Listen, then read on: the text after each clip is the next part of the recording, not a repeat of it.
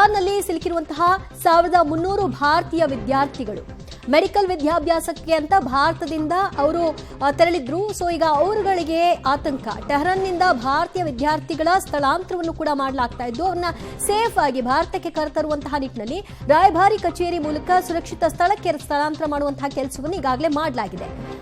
Armenia ಗಡಿಯ ಮೂಲಕ ಸ್ಥಳಾಂತರ ಕಾರ್ಯವನ್ನ ಚುರುಕುಗೊಳಿಸಿದ್ದಾರೆ.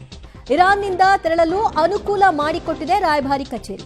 ಇರಾನ್ನಲ್ಲಿ ಸದ್ಯ ಪರಿಸ್ಥಿತಿ ಹೇಗಿದೆ ಅನ್ನೋದನ್ನ ಗಮನಿಸ್ತಾ ಇದ್ದೀವಿ. ಈ ಹಿನ್ನೆಲೆಯಲ್ಲಿ ಭಾರತೀಯ ಮೂಲದ 1300 ವಿದ್ಯಾರ್ಥಿಗಳಲ್ಲಿದ್ದಾರೆ. ವೈದ್ಯಕೀಯ ವಿದ್ಯಾಭ್ಯಾಸದ ಹಿನ್ನೆಲೆಯಲ್ಲಿ ಅವರು ಇರಾನ್ಗೆ ಹೋಗಿದ್ರು. ಈಗ ಅವರಿಗೆ ಜೀವ ಭಯ, ಎಲ್ಲಿರೋದು ಹೇಗೆ ಅನ್ನುವಂತಹ ಕತೆ. ಈ ಹಿನ್ನೆಲೆಯಲ್ಲಿ ಭಾರತ ಅವರನ್ನ ಸುರಕ್ಷಿತವಾಗಿ ಕರೆತರುವಂತಹ ನಿಟ್ಟಿನಲ್ಲಿ ಎಲ್ಲಾ ವ್ಯವಸ್ಥೆಗಳನ್ನು ಕೂಡ ಮಾಡಿಕೊಳ್ಳಿದೆ. ಎಲ್ಲಾ ವಿದ್ಯಾರ್ಥಿಗಳು ಕೂಡ ಈಗ ನೋಡ್ತಾ ಇದ್ರಿ, ಅರ್ಮೇನಿಯಾ ಗಡಿಯ ಮೂಲಕ ಅವರ ಸ್ಥಳಾಂತರ ಕಾರ್ಯಕ್ಕಾಗಿ ಅವರನ್ನ ಕರೆತಂದಿರುವಂತಹ ಚಿತ್ರಣ.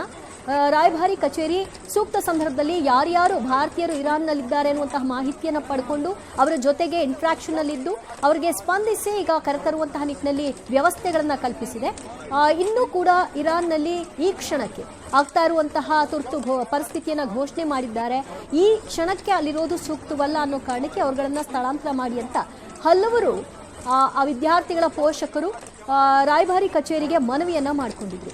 ಸೊ ಭಾರತ ಸರ್ಕಾರ ಸ್ಪಂದಿಸಿದ್ದು ಇರಾನ್ನಲ್ಲಿರುವಂತಹ ರಾಯಭಾರಿ ಕಚೇರಿಗೆ ಆ ಮಾಹಿತಿಯನ್ನ ಮುಟ್ಟಿಸಿ ಅವರೆಲ್ಲರನ್ನೂ ಕೂಡ ಸೇಫ್ ಆಗಿ ಕರೆತರುವಂತಹ ಕೆಲಸವನ್ನ ಈಗಾಗಲೇ ಮಾಡಲಾಗ್ತಾ ಇದ್ದು ಅರ್ಮೇನಿಯಾ ಗಡಿಗೆ ಕರ್ಕೊಂಡು ಬಂದ. ಯಾಕಂದ್ರೆ ಅವರ ಈಗ ಅಲ್ಲಿ ವಿಮಾನಗಳ ಹಾರಾಟವನ್ನ ಬಂದ್ ಮಾಡಿಕೊಳ್ಳಲಾಗಿದೆ. ಹಾಗಾಗಿ ಅವರುಗಳನ್ನ ವಿಮಾನದ ಮೂಲಕವಾಗಿ ಕರೆತರಲಿಕ್ಕೆ ಸಾಧ್ಯವಿಲ್ಲ. ಸೊ ಎಲ್ಲೆಡೆ ಟ್ರಾಫಿಕ್, ಎಲ್ಲರೂ ಕೂಡ ಅವರವರ ದೇಶಗಳಿಗೆ ಹೊರಟು ಬಿಡಬೇಕು, ನಾವಿಲ್ಲಿರೋದು ಸೂಕ್ತ ಅಲ್ಲ, ನಮ್ಮ ಜೀವಕ್ಕೂ ಅಪಾಯ ಇದೆ, ಯಾವ ಕಾರಣಕ್ಕೆ ಡ್ರೋನ್ ಬೀಳುತ್ತೋ, ಕ್ಷಿಪಣಿ ಬೀಳುತ್ತೋ, ಎಲ್ಲಿ ಬೆಂಕಿ ಹೊತ್ತಿ ಉರಿಯುತ್ತೋ ಅಂತ. ಯಾಕಂದ್ರೆ ಪ್ರಮುಖ ನಗರಗಳನ್ನ ಗುರಿ ಹಾಕಿಸಿ, ಅದರಲ್ಲೂ ಕೂಡ ಟೆಹರಾನ್ನಲ್ಲಿರುವಂತಹ ಪ್ರಮುಖ ನಗರಗಳನ್ನ ಗುರಿಯಾಗಿಸಿ ನಡೆಸ್ತಾ ಇರುವಂತಹ ದಾಳಿ ಬೆಂಕಿಯ ಕೆನ್ನಾಲಿಗೆಯಲ್ಲಿ ಕಟ್ಟಡಗಳು ಹೊತ್ತಿ ಉರಿತಾ ಇದೆ. ಈ ಭಯದ ವಾತಾವರಣದಲ್ಲಿದ್ದಾರೆ. ಯಾವುದೇ ಬಂಕರ್ಗೆ ಹೋದ್ರೂ ನಾವು ಬದುಕಲ್ವಾ ಅನ್ನುವಂತಹ ಪ್ರಶ್ನೆ ಅವರನ್ನ ಕಾಡ್ತಾ ಇದೆ.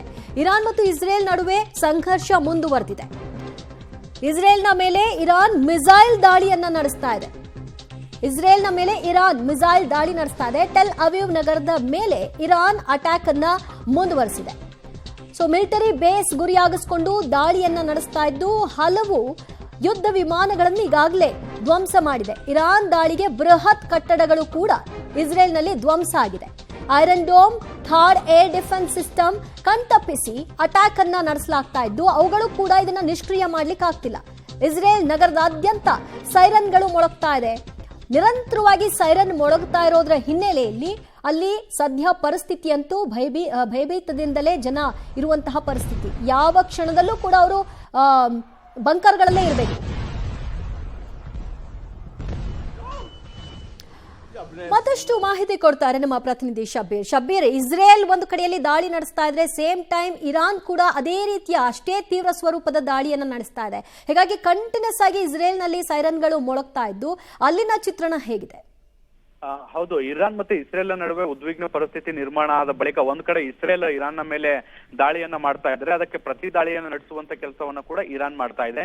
ಇರಾನ್ ಮುಖ್ಯವಾಗಿ ಇಸ್ರೇಲ್ ನಲ್ಲಿರುವಂತಹ ರಾಜಧಾನಿ ಟೆಲ್ ಅವೀವ್ ಮತ್ತೆ ಅದರ ಸುತ್ತಮುತ್ತಲಿನ ಪ್ರದೇಶವನ್ನ ಟಾರ್ಗೆಟ್ ಮಾಡಿ ನಿರಂತರವಾದಂತಹ ದಾಳಿಯನ್ನ ಮಾಡ್ತಾ ಇದೆ. ನಿನ್ನೆ ರಾತ್ರಿಯಿಂದ ಈವರೆಗೂ ಸರಿಸುಮಾರು 100 ಮಿಸೈಲ್ಗಳನ್ನ ಟೆಲ್ ಅವೀವ್ ಸುತ್ತಮುತ್ತಲೂ ಕೂಡ ಹಾರಿಸುವಂತ ಕೆಲಸವನ್ನ ಮಾಡಿರುವಂತದ್ದು. ಅಲ್ಲಿರುವಂತಹ ಅಪಾರ ಪ್ರಮಾಣದ ಆಸ್ತಿ ಪಾಸ್ತಿಯನ್ನ ನಾಶಗೊಳಿಸುವಂತ ಕೆಲಸವನ್ನ ಕೂಡ ಮಾಡಲಾಗಿದೆ. ಈಗಿರುವಂತಹ ಮಾಹಿತಿಗಳ ಪ್ರಕಾರ ಇಸ್ರೇಲ್ನಲ್ಲೂ ಕೂಡ 40ಕ್ಕಿಂತ ರಾಜಧಾನಿ ಟೆಹರಾನ್ ಇದೀಗ ನಲುಗಿ ಹೋಗಿದೆ. ಸೇಮ್ ಟೈಮ್ ಇರಾನ್ ಕೂಡ ನಾವು ಈ ದಾಳಿಯನ್ನ ಇಲ್ಲಿಗೆ ಮುಗಿಸಲ್ಲ, ಒಂದು ಹಂತಕ್ಕೆ ತೆಗೆದುಕೊಂಡು ಹೋಗಿ ಇದಕ್ಕೆ ಮುಕ್ತಿ ಆಡ್ತೀವಿ ಅಂತ ಅವರು ಕೂಡ ಪ್ರತಿ ದಾಳಿಯನ್ನ ಇಡ್ತಾ ಇದ್ದಾರೆ. ಪರಿಣಾಮ ಇಸ್ರೇಲ್ನ ಪ್ರಮುಖ ಕಟ್ಟಡಗಳು ಬೆಂಕಿಗಾಹುತಿಯಾಗಿದೆ.